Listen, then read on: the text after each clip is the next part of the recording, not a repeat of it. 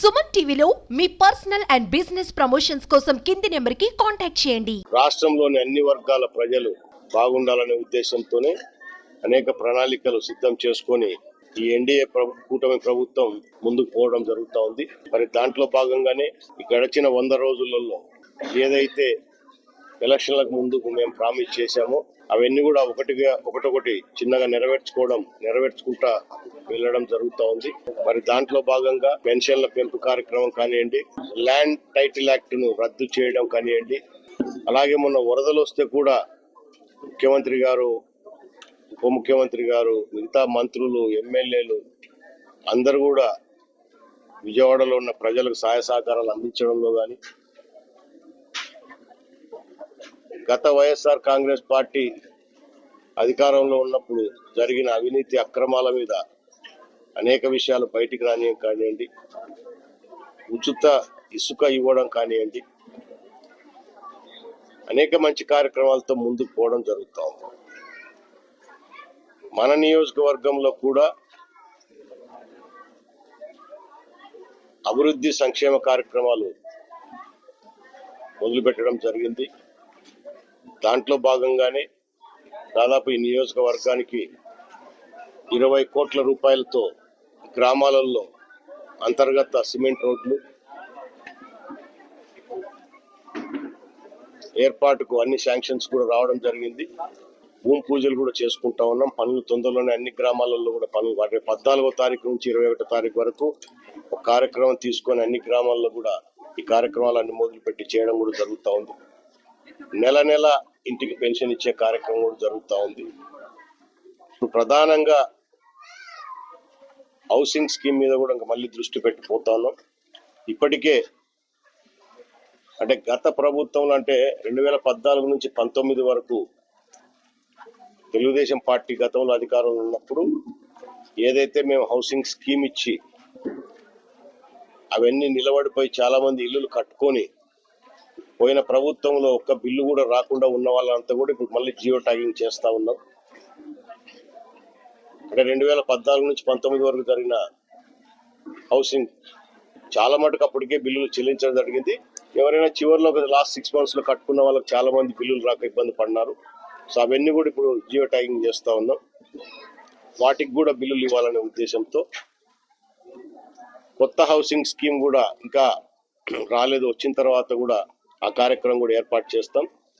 ఈరోజు మన నియోజకవర్గంలో చెంచు గ్రామాలు ఉన్నాయి. మొదటి నుంచి కూడా ఈ చెంచు గ్రామాల మీద ప్రత్యేక దృష్టి పెట్టింది తెలుగుదేశం పార్టీ. ఆ రోజు స్వర్గీయ నందమూరి తారక రామారావు గారు వీళ్ళ పట్ల అనేక శ్రద్ధ చూపించి వీళ్ళు కూడా బాగుండాలనే ఉద్దేశంతో బయట ఉన్న సమాజంతో సమానంగా ఉండాలని వీళ్ళకి అనేక కార్యక్రమాలు ఐటీడీ ద్వారా చేయడం జరిగింది. అటు కేంద్రం కానీ ఇటు రాష్ట్ర ప్రభుత్వాలు కానీ వీళ్ళకి సహాయ సహకారాలు అందించుకుంటూ రావడంతో కూడా జరిగింది. కానీ ఇంకా చేయాల్సిన కార్యక్రమాలు చాలా ఉన్నాయి. సో అవి కూడా చేస్తాం. ఈరోజు మన ఏదైతే నాగులుటిగూడెం, ఆత్మకూరు మండలం నాగులుటిగూడెంలో చాలా మందికి ఇల్లు లేక చిన్న కొట్టాలలో ఉండి ఇల్లు కారుతా ఉంటే పట్టాలు ఇవ్వాలని ఐటీడీ అధికారులతో కలిసి ఈ రోజు ఇక్కడ ఏర్పాటు చేయడం జరిగింది. గతంలో శ్రీశైలం మండలం హటకేశ్వరంలో కూడా ఇవ్వడం జరిగింది. సో ఇట్లా అన్ని ఉన్న చెంచు హ్యాబిటేషన్స్ కు ఇప్పుడు టెంపరీగా రిలీఫ్ కోసం కొంత ఈ పట్టాలు ఇచ్చే కార్యక్రమం చేస్తూ పర్మనెంట్ గా మళ్ళీ వాళ్ళకి ఇబ్బంది లేకుండా, ఎందుకంటే ప్రభుత్వం ఇచ్చే హౌసింగ్ స్కీమ్ కింద అమౌంట్ సరిపోకపోతే ఆర్డిటి సంస్థలను కలుపుకొని గతంలో కూడా ఇల్లు నిర్మాణం చేయడం జరిగింది వీళ్ళకు. సో ఇప్పుడు మన ప్రభుత్వం కొంత అమౌంట్ గతంలో కంటే కూడా మళ్ళీ అమౌంట్ పెంచబోతా ఉన్నాం కాబట్టి తప్పకుండా వాళ్ళకు ఈసారి బెటర్ హౌసింగ్ స్కీమ్ ఇవ్వచ్చు అని చెప్పేసి కూడా ఆలోచన చేస్తా ఉన్నాం. ఇక్కడ కూడా చెంచులు కొంత సమస్యలు చెప్పడం జరిగింది. గతంలో వీళ్ళకు ఉపాధి హామీ పథకం కింద పనులు చేస్తే 180 రోజులు 10 దినాలు వీళ్ళకు ఉండేటివి. ఇప్పుడు కొంత ఆన్లైన్ సిస్టము ఇవన్నీ చేయడం ద్వారా మెజర్మెంట్స్ కరెక్ట్ గా, ఎందుకంటే వీళ్ళు మిగతా బయట వాళ్ళతో ఈక్వల్ గా వీళ్ళు పనులు చేయడం కొంచెం కష్టంగా ఉంటది వాస్తవంగా వాళ్ళ పెరిగిన వాతావరణం వల్ల. సో అవన్నీ కూడా వాళ్ళ సమస్యలు చెప్పడం జరిగింది.